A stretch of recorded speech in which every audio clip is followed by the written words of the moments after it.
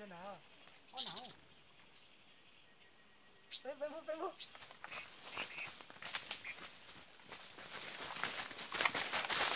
Chưa. Đặt ra. Là nói nhau, không nói ta. Kỳ quá à, chắc chi. Là phu hắn đi. Kỳ à. Chứ bây giờ phải ra đi. Cái nào mà. Chỗ nào chính á. Nào nó hả?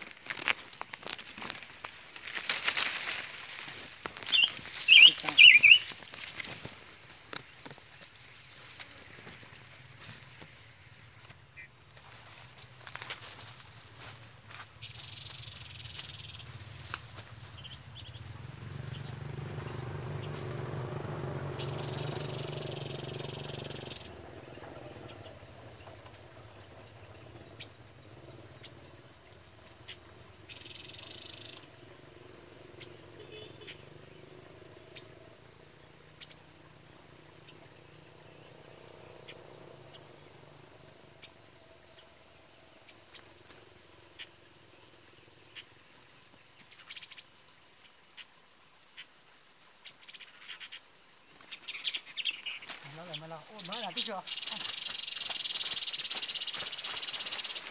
Mày lại. Có khỏe có kỳ ăn. Ní cũng ra là bố bù mạ mà tươi.